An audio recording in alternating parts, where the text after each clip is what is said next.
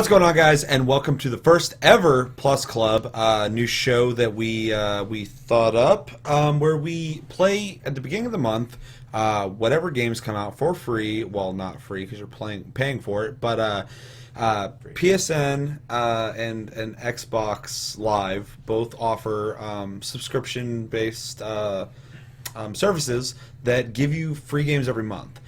We are not starting what will be called Gold Club yet, but Plus Club is where we'll be playing the games that are free of that month. And this month, we had 3 that came out, which is Unmechanical, Broken Age, and Super Meat Boy.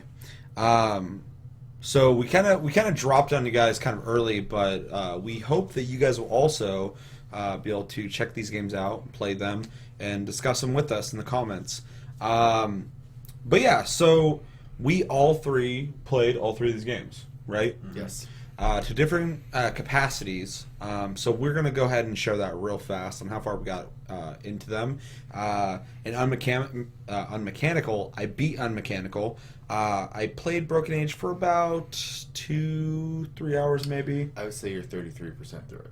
Yeah, so didn't beat it, but I played enough. And Super Meat Boy, I played a shitload of that when it first came out. I did play it a little bit and indulged in it, just to kind of remind myself, what I loved about it. And yeah, how far did you get into those games? I beat Unmechanical, including the extra DLCs and everything. Yeah. I beat Broken Age, and I have gotten through the first map with mostly A pluses on Super Meat Boy. I have not gone to the second world yet. Okay, and is this the first time you ever played the game?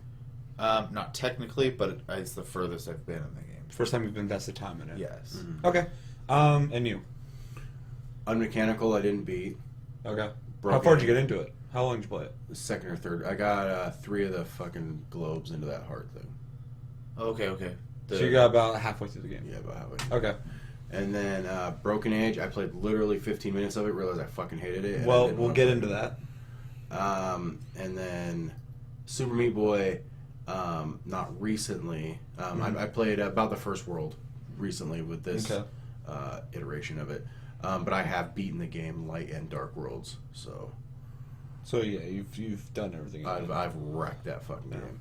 Okay, so we're gonna break this down, and like I said, feel free if you guys played any of these games before, but if you played them recently, let us know and join the conversation. So we're gonna talk about Unmechanical first. This is a PS3 game that was also accessible on PS4. If you are coming into this blind and you're just listening to us talk about it, it is a 2D perspective puzzle game, I would say, where you fly around and have to essentially move orbs to progress through the game and find out where you are, why you're there, and essentially escape. Is that a good way to put it? Kind of. You get kidnapped. Sure. And you have to find out why you're kidnapped, though, and what you're doing down there. Escape. Yeah. So yeah, primarily a puzzle game. This is the type of game I'm actually not particularly into myself. I don't like puzzle games that much, especially games like this. I'm just going to start this off real fast. I really liked the art style. I liked the atmosphere. The puzzles were not particularly too challenging, but there's a couple where I had to stop and think for a second. A lot of them I actually kind of enjoyed. The music one I thought was really neat. I jokingly, when I streamed it, was like, oh, I've done this for years. And I overall enjoyed the whole experience. I beat it. I'm not going to talk about that. I mean, we could, and I would like to, but we'll do that next month when we do a full month of Plus Club. But yeah, overall, I enjoyed the experience. Would I play it again? Probably not. But I enjoyed what I got out of it. I liked everything about it. But yeah, that's about it. Where did you stand on Unmechanical? So I'm also not generally super into puzzle games. I enjoy them from time to time. It's kind of, you have to be in the mood for it, I think. Yeah, definitely. This one is super casual, I'd say. Yeah. And because of that, and because of the short time investment that it takes to get through it, I didn't know what I wanted to do. I kind of sat down, I loaded it up, and I ended up just going through the whole game in one sitting, and it was enjoyable. I did have a good time with it. So. There's a certain charm to it too. I like the whole robust aesthetic. We'll get to you in a sec. But I mean, like even when you what I called wrench something, I don't remember. It's a robot towards the end that has a wrench. I thought it was funny that like what he does at the end and shit. I don't know. There's a certain charm to the game. I was like, oh, like I liked where it went. I liked the small amount of story you got out of essentially no story. Charming is probably the right word. Yeah, absolutely. And what did you played a little? You're the only one here who hasn't beat it. Mm-hmm. What did you think of it? That was the word I was actually going to use, was charming. I thought it was neat. I thought it's casual to the point you can literally play the whole game with one hand. Yeah, and it's only in case none of you did beat it. It's what, like fucking a couple hours long. 2 to 3. Yeah, it's not very long. Yeah, But the puzzles were challenging to the point where you kind of had to stop and think, but they weren't like to the point where it's like, Jesus Christ, I need to look up something on Google or something like that to beat this fucking game. Yeah, not Professor Layton puzzles, and it was. I liked how it looked. It controlled well. It was very creepy almost. You're just kind of in this area, and you're like, "What the fuck is going on?" There's definitely a creepy vibe, but I feel like that's kind of to reinforce the mystery of why you're pulled down into this place, and to figure it out. Plus, there's a part where you kind of get to see in the background the world, and it's like this bleak, like dystopian world and shit. So it's kind of neat to see that potentially humans don't exist anymore. Yeah. Will you? Because me and Shelby both beat it. Will you beat it? I will not beat it. You will not beat it. Nope. I pretty much got my fill, and I'm kind of done with it. And was it a good fill, bad fill, or okay? I didn't waste my time. Okay, that's fair. Let's move on to the next one, and let us know what you guys thought of Mechanical. And if you have not played it, do you want to play it? From what we've said, definitely go check it out though. And if you have PlayStation Plus, fucking download it soon. While you still can. Yeah, exactly. We're going to jump into Super Meat Boy because I feel like this is going to be a shorter one. This is a PS4 game. Originally, everything game is on everything.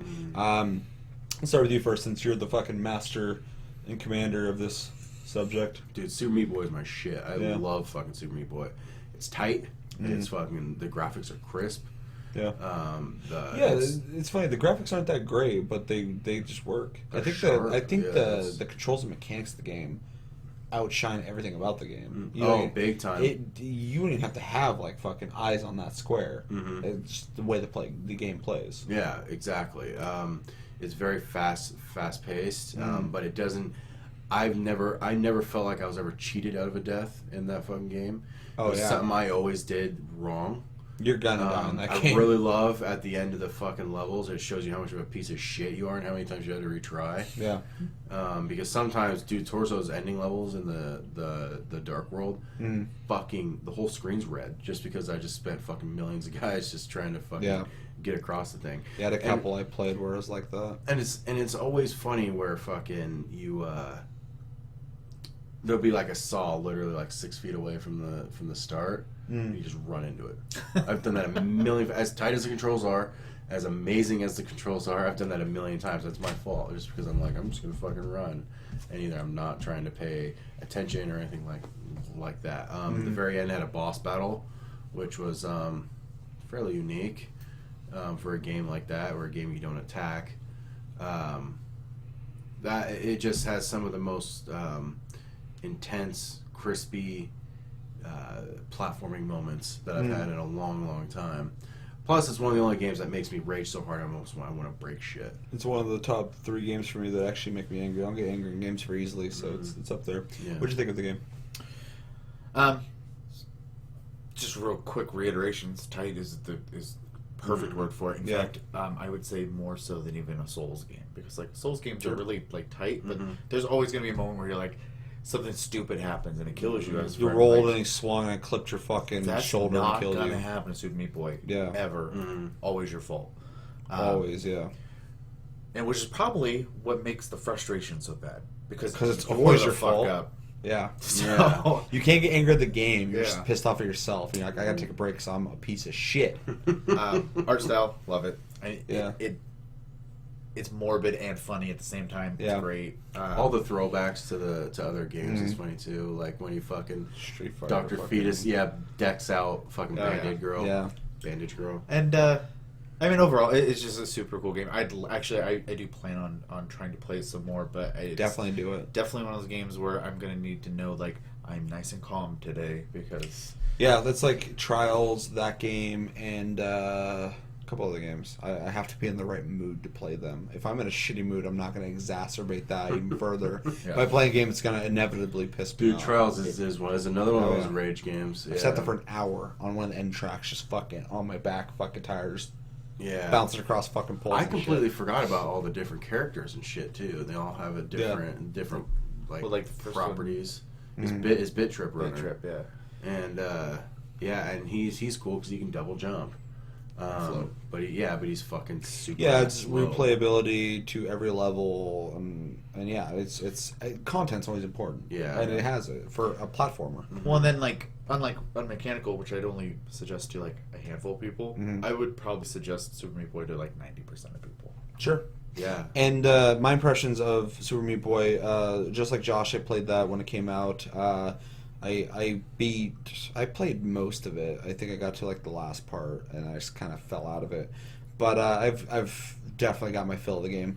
But yeah, just everything you guys said. The one thing I will add to that, because I agree with everything you guys said. It's a very tight, great platformer, and in my opinion, one of the best platformers that ever has been made. I would put this up there with all the indie-made platformers as the Mario of indie platformers. I think it kind of started and is the reason why a lot of games like Shovel Knight and Rogue Legacy exist. Obviously, they have their own creative reasons why they exist. Rogue Legacy plays off a lot of things like Metroidvania type games, blah blah blah. But those games I don't think would have the courage to exist without Super Meat Boy existing. And when it comes to the greatest platformers ever, it's up there with Mario, the original Marios. Of course, there's not the prestige of it, but I mean, when it comes down to just great gameplay in a platform aspect, I don't think there's very many games that can beat it. I don't think there's almost none. Yeah. So you have to elevate it. Yeah, I can't think of anything. It's a really, really good platformer. I'm not a huge platformer fan, so take that as you will. But when it comes to platformers, it's up there. I don't think there's any competition for it, really. Yeah, it's outside of the greats. Yeah, exactly, man. It's fucking awesome. Cool. Yeah, so let's get into our last game that came out, and that is Broken Age. Broken Age is a point-and-click adventure made by Double Fine Studios, the people who made Psychonauts, Brutal Legend. They got another one in there somewhere that's bigger. But they make quirky Tim Burton-esque type games. Point-and-click adventure, though, where you can play at not same time, but you can switch between two separate characters on very different storylines. As you said, you beat it. I got, as you said, 33% through it, so I've played it a fair bit, and then you played a little bit. Played 15 minutes. I feel like we should start with you because I feel like you're gonna have less to say about it. So you're goddamn right. I'm gonna have less to say about it. Yeah. It reinforced my hatred for point and click games. Did you like The Walking Dead? I love The Walking Dead. It's a point and click game. I know. Okay. But it's a different kind definitely of evolved though. It's a different kind of caliber of point and click. It's not. It's the caliber. Yeah, like it's the high point. That game harkens back to the old fucking point and click games. Absolutely. Monkey Island. Very traditional. Shadowgate and shit like that. Yeah. And it's something I couldn't fucking deal with. I was bored fucking instantly. I did the spaceship or the boy. Yeah. Make sure not to name too many particular things. Early on stuff's okay if you guys. It's just like I really hate it. Like, and I know it's like the weird Double Fine quirkiness, but whole ship is like a playpen. Like the steering wheel's for babies, and you had a fucking mobile and shit. The whole time the fucking mom thing is talking, he's just playing, and I was just annoyed that he just did the same shit over and over and over again. Did you play the female? No. At all? Nothing? No. And outside of it being a point-and-click game, what was the things you did not like about it? you said you don't like the essentially using a playpen, but like gameplay mechanic wise, what bores you about point and click? Just like it's something I'm not really in full control of, and I'm just like, yeah, go search that, well, fucking whatever. It's only an interactive story. Yeah, and it's just It's almost something like a pop-up book where you fucking pull a little thing. Exactly, and it didn't have like, it didn't seem like it was super complex like a lot of point and click games were. Yeah. In fact, Rise of the Dragon for the Sega CD, very obscure old game. Yeah, I don't know that game. Yeah, that's a point and click game. I played through all the way to the fucking end. But it was very mature. Yeah. And like this game is, like I said, has that weird Double Fine kind of quirkiness to it. Absolutely. And maybe I just couldn't get behind the humor. Maybe I just couldn't get behind the style. I mean, the game looked pretty neat. I mean, like to put it short, because I want to get in here real quick. Gameplay wasn't for you. Humor wasn't for you. The game essentially wasn't for you. I'm not saying it's a bad game. I'm saying the game wasn't for me. Yeah. What'd you think of it? You beat it. No spoilers, but Right. So the first 25-30% of the game, I'd say, I was kind of like on the fence the whole time. yeah, I remember you telling me that. You said, but I was kind of like in a super casual mood that day, and I just went ahead and I just kept playing it. And actually, by the game's in 2 acts. That's not really a spoiler. No, that's fine. It was released in 2 separate pieces. We just got the whole product on PS4, which is great. By the end of the first act, specifically what happens there, that's what hooked me. Yeah. And then I had to beat it at that point.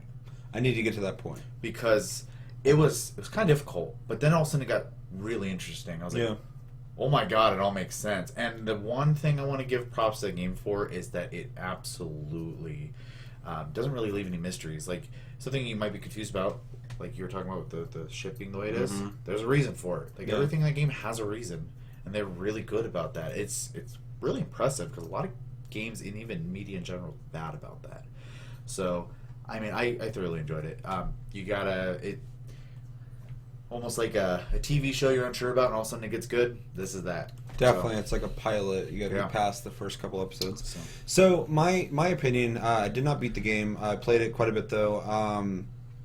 The first thing I want to talk about that you guys didn't really, I mean, you mentioned a little bit, the art style. I love the art style. I absolutely love it. And not only the art style, I love the animation. In fact, this could be a fucking cartoon, and I would watch it. I was constantly just watching the movements, and the voice acting is great. And I was like, this is a quality fucking product. As much as it's just an interactive story. Yeah. But it's perfect, because if it's going to be an interactive story, I mean, like, I would... The Walking Dead is a fantastic game. Not even for point and click, just in general. It's got a great story. Animations are shitty, though. But that's fine, because that's kind of their thing. That's how their games look. This game, I never thought about that. I was just looking, I was like, man, I love the art style. They did a great job on that. The humor, I liked the humor. I thought it was interesting. I wasn't like, ha ha ha, that's funny. But like, I did like that the monotony of the spaceship, because I liked that you get to understand why he's so bored with the ship, why he's just sitting there like, yeah, whatever, because you do the things that they have set up for you. You see how simplified and how used to he is to those things. And then you have to do them again. And because of the quirkiness and the humor and some of the things you might find where he starts asking questions and you notice the ship's like, hey, don't worry about that. You start to understand his dilemma there, essentially. And then I also like that they put a lot of work into just every time that you have to restart and wake up, you have this, I don't know if you guys went through it, but there's a fucking huge list of food that she offers you. Me too. Get an achievement for it. It's insane. I was like going through. I was like, "Holy fuck!" There's so many foods that they offer. A lot of detail. That's what I was saying earlier. Exactly. It's a very very precise project that they worked on. They had a lot of ideas like that, and I think the gameplay is weaker just because it wasn't the primary aspect. I think the story, the characters, and the visual styling was.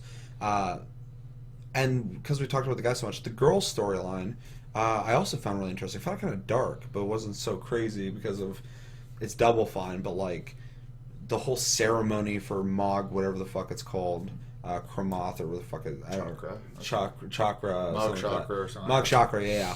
And I at first I'm like, oh, this is stupid. They're gonna eat fucking cupcakes, whatever. But then they keep talking about the ceremony, and when it happened, I was like, whoa, what the fuck's going on? So yeah, I think the story's interesting. I want to keep playing it. The one thing about this whole game, I think it's great. The one thing about it that's keeping me from fucking jumping into it and beating it like you did is the gameplay. Yeah. And it's not a negative because I like the whole game, but I am less inclined to enjoy point-and-click adventures. I'm with you on that, absolutely. And I do find myself underwhelmed by the gameplay. I would quite literally just rather watch this as a movie or a cartoon. Well, it's funny you bring it Then up play it. because, and I think we've established this before. I'm definitely much different in my game style than you two are, because you guys are very similar. Yes. I like slow-paced games. Yeah. A lot. It's a big reason I like Japanese role-playing games, and I like point-and-click games and story-based games because I get to just kind of I get to make choices and then essentially watch a movie, and I like that.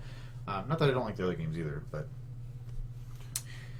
I will say I did crack up by just sitting there at the animation of jamming fucking the Cheerios in his mouth. I chose Cheerios. He hated it. Yeah, he just like his face just the whole time. He's fucking With whatever. This talking fucking spoon. Yeah, just fucking that bite was 83.3 calories or whatever. Yeah. Well, and I fucking I did find a lot of the humor. Like the girl's story, the humor wasn't really there for me. I just thought the story was fucking crazy. But for him, I loved that he's this grown kid that is being. At first, I always thought there was like this nefarious thing in the background. There might be. I haven't got that far, but it seems like the computer's just nurturing this kid, and they put him in all these scenarios, like almost as if they're like training him for something, which they might be. I don't know, but I love that they send him on these missions that sound like these big things. He's obviously bored before he goes to them, but then when you get to see them, it's like there was an avalanche, and he shows up. He already knows what the fuck he's getting into, but you get there, and it's just these two little like cute dudes just fucking, oh god, help us, and they're like stuck in like an ice cream avalanche. And as soon as they like pop the spoon out, or like fucking, or you pull the spoon out, like as soon as he starts eating the ice cream, they're all excited and shit, and it's like. It's ridiculous. I did do the mission where there's the foreign body on the ship. Mm-hmm. You just walk out, it just blows up. And it was just a gift, and I was like, It's just a present. like, what the fuck? Yeah, the ship's just like, fucking, you're awesome. Eat ice cream, here's presents. You're like, wow. Yeah. I think a lot of us actually wouldn't mind that so much. But, yeah, anything else you guys want to add to that? Because we did talk about the boy more than the girl Definitely. character. The one thing that was nice about Josh doesn't say about the fucking other thing, you can see it. the girl character too is her story is right off the bat more of a serious tone Definitely. than Except for the boy. Grandpa, But which is my favorite part. the thing that the two characters have in common, which I really enjoy, is they both have this life that's put in front of them that just is supposed to be the same way all the time, and they both question it. And that's kind of what begins that whole story, is them questioning. Yeah, I didn't really notice the that. repetition. Yeah. So It's it's really, like I said, what's been details set are crazy ahead of them. Yeah, they're Yep. questioning it. That makes sense. So I would obviously not recommend this to everyone because it takes a certain type of person to want to play this game. If you like slower paced games and you're okay with just an interactive book, Yeah, it's great. I would recommend this to every single person. Give it a shot. You might not like it. Check it out though. I think it's worth it. I think the effort and the art style, all that shit, the passion that gets put into these games. Check it out at the very least. Especially if you have PSN, PlayStation Plus. It's free right now. Check it out. You have no excuse not to, unless you're just like, fuck that. I only listen to what Josh says, and I won't play it. Well, the thing is, my opinion's almost non-existent, just from what I experienced in that You sort of put off pretty 20 quickly. minutes. Yeah, I was just kind of just put off from it. Yeah. Like you said, I'd really love to see it as like just a have I would somebody much rather have someone else play it, and I'm just like just watch. I would it much rather because just I watch would it as a just cartoon. enjoy it then. Yeah. because I enjoy everything about it. I just don't like to play it. Yeah, and Which is a weird dilemma for me. So I think I don't think it's garbage, or I'm not like, man, fuck this game, and if you like it, fuck you. It's more just like Damn. I'd really like to see where the story goes and stuff like that, I just can't stomach getting there myself. Yeah. Yeah. All right. Well, I think that's gonna do it for Broken Age. And that's gonna do it for our first episode of Plus Club. So, just a reminder: every month at the beginning of the month, we're gonna do Plus Club first, and then we might move into Gold Club, which will be the Xbox One version. Right now, Josh is the only one with an Xbox One. I plan on getting one very soon. Once we get to that point where we actually have, 2 separate ones, we can actually get that going and not alienate people. But yeah, if you have PlayStation Plus and you have access to these games, make sure you play them and come back and see what we thought, and then make sure to add to the conversation. Yeah, talk to us about them. Definitely. That's the whole point. So, but yeah, let us know what you thought of this show and the idea. And then also let us know what you think of those games. Do you want to play them? Did you play them? What did you think of them when you played them? Yeah. And as always, my name's Seth. I'm Josh. I'm Chevy. And thank you for watching. Make sure to check us out on Tumblr, Twitter, Tastily Gaming, and on Twitch, Sleep Division. I stream pretty regularly, and I'm typically streaming with these guys. But as always, thank you for watching, and definitely come back tomorrow for a really good and in-depth loot chest. Until then, we'll see you guys later. Take it easy.